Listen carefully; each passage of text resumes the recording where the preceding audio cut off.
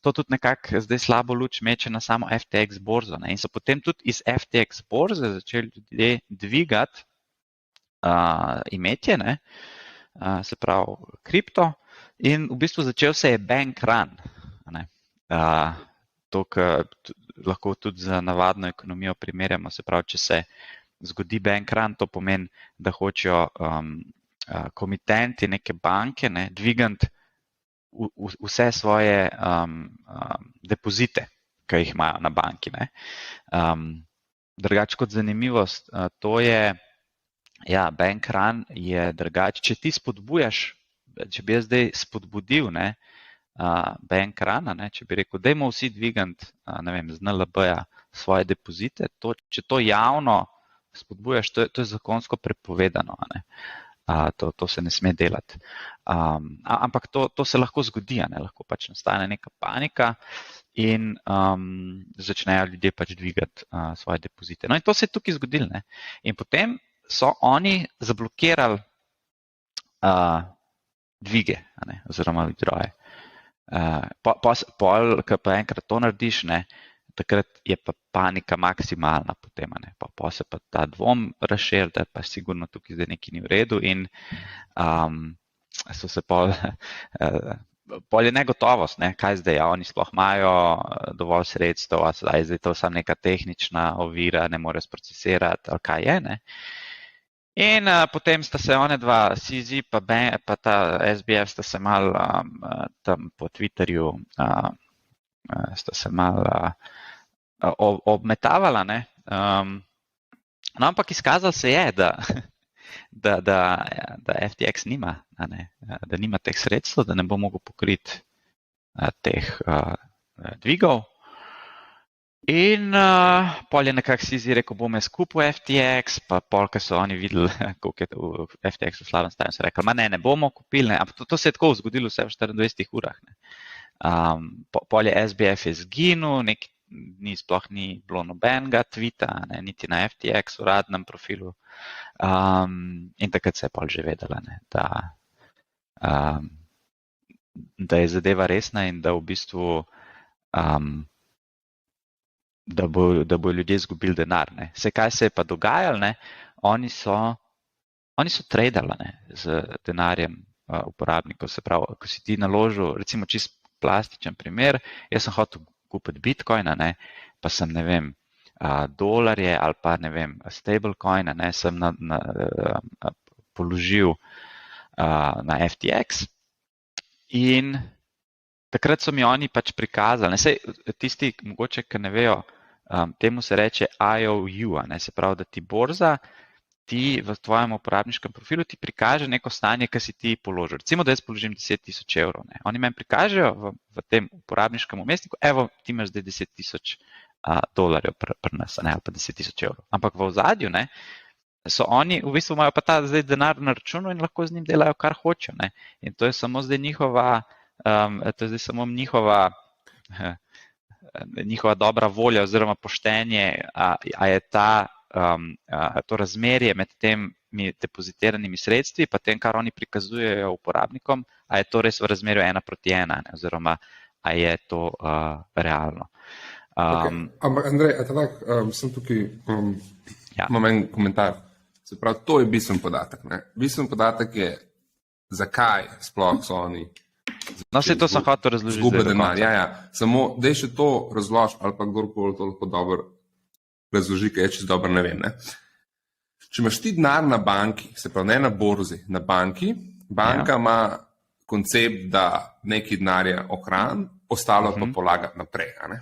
Se pravi, recimo, da 10% so rezerve, pa 8% ali pa nekaj tasga. Se pravi, če bi vsi danes dvignili denar na banki, ne bo tega denarja. Ne? Tako. To je čist normalen reserve banking koncept. Okay? Če pa mi govorimo o borzah, pa te borze, recimo Ljubljanska borza, New York Stock Exchange, Frankfurt Stock Exchange, karkoli, one tudi s tem denarjem ga nimajo 1:1 skozi. Ne? Neki lahko z njim delajo, ampak ne pa vse. Tako, se pravi, ampak le ena velika razlika med fiat sistemom pa bom rekel, blockchain, se pravi valutami, ki imajo v ozadju blockchain. Ker če ti položiš en bitcoin na FTX, zato da boš z njim tradal, ti bojo oni prikazali, ok, ti imaš zdaj en bitcoin. Ampak oni v ozadju lahko ta bitcoin nekje po svoje zatradajo in zdaj ni šans, da oni to dobijo nazaj.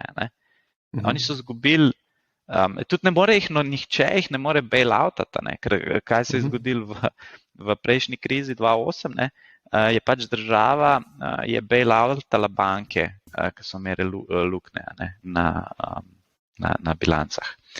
To se pa v kripto ne more zgoditi. Se pravi, ne moramo mi zdaj izumiti novega bitcoina in pokriti te luknje. Ampak kaj lahko uradno po FTX-ovih, bi rekel, zakonih poslovanja, kaj lahko FTX delal s tem denarjem? Kar je hotel. Tudi officially je bilo to legalno, da lahko vse trade. Ne, officially, pač to je neregulirano. Bahami so, a veš, ti imaš pravni sistem, tam, kjer si ti registriran. Zdaj oni so registrirani bili na Bahamih in zdaj sodišče na Bahamih bi mogli ta sodni proces imeti česa. Zdaj, kaj so oni imeli v termsih, to je druga stvar. Ampak tipični postopki... Ni problem tudi s tem, da so rejaši, da končajo. Tipični postopek na Coinbase-u ali pa na Binance-u je, jaz položim X amount of money, ne vem, $1000, koliko od tega oni dejansko tam imajo in ga nič ne tradejo okoli, koliko od tega pa tradejo okoli. Coinbase ima vse. Coinbase ima one-to-one. Ok, one-to-one. Ja, in to je bilo tudi meni najbolj zanimivo v tem aftermathu, ko je imel Coinbase CEO full teh public appearances, pač torej v medijih se je pojavil, je v bistvu glih to njegov bil glavni message. Mi smo US regulated, mi smo public company, mi moramo vse imeti one-to-one, kar pomeni, če ti položiš $1000, $1000, oni ne smejo tega niti spremeniti v kripto, oni morajo to postiti točno v isti valuti. To je, če si US-based. To za Bahame zgleda drugače, ampak ni srž problema v tem, vsaj z vidika Američanov in ameriških medijev, to, da so oni gambali tudi z ameriškimi customerji. Kako jaz vem, je imel tudi FTX neki US subsidiary, ki bi pa moral imeti US rules. No, in zdaj so prišle tudi informacije, da so oni prirejali te svoje računovodske izkaze. Oni ne bi imeli revizije in tako naprej, ampak takrat, ko je bila revizija, so oni recimo iz Alamede prestavili na FTX sredstva za tisti dan, pa so jih pa spet. Se pravi, to so bila popolna kriminalna dejanja. Tukaj ne moramo zdaj reči, malo so se zmotili, ker so ta denar premikali. Nisi še povedal, Andrej, kaj je Alameda pa ta njihov... No, čakaj, zdaj sam do konca bi tisto zgodbo povedal. Se pravi, da se razume,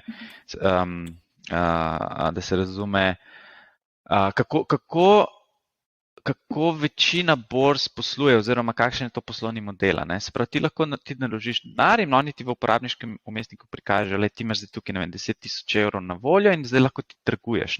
Ampak to je vse samo ta njihov matching oziroma trading engine se reče, se pravi ta program, ki zdaj matcha oziroma usklajuje nakupe in prodajo različnih komitentov. In pol v ozadju vodi neko računovodstvo. In izkazalo se je, da recimo oni Bitcoina, čeprav je možno bilo z Bitcoina trgovati, da Bitcoina sploh niso imeli. Bitcoin so oni takoj izgleda pretopili v FTT in so pač pol tradali naprej.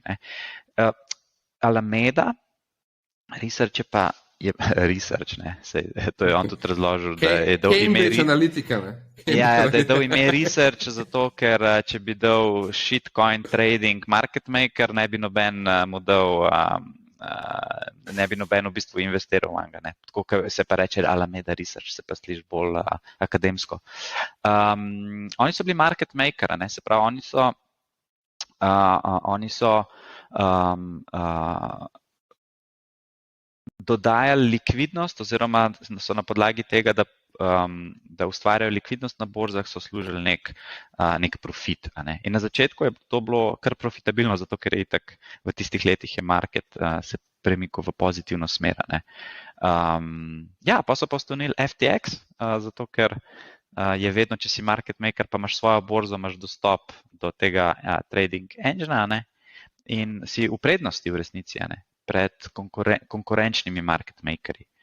Zdaj, tisti, ki ne ve, kaj je market maker, mogoče sam še to na hitro razložim, iz kje to sploh izhaja. Ne? Najbolj primitivna oblika market makinga je, če imaš ti v mestu dve tržnici, ne? In se na tej tržnici, prodaja krompir, ne? In na eni tržnici je krompir 10 evrov na kilo, na drugi je pa 8 evrov na kilo. Ne? To pomeni, da vmes, če bi zdaj ti kupil na eni tržnici krompir, pa šel na drugo tržnico prodajati, bi lahko naredil profita. Ne?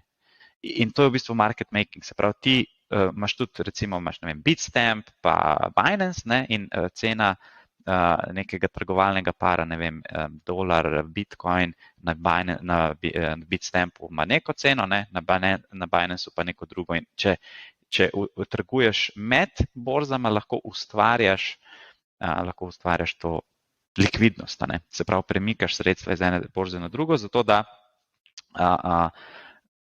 v bistvu služiš na tej arbitraži. In na začetku so oni tako tudi, on je rekel, da tako sem jaz začel s kriptom. Jaz sem videl, da je na Japonskem je bil Bitcoin, je bil $1000 razlike, kot na ameriških borzah, in smo začeli to arbitražo delati.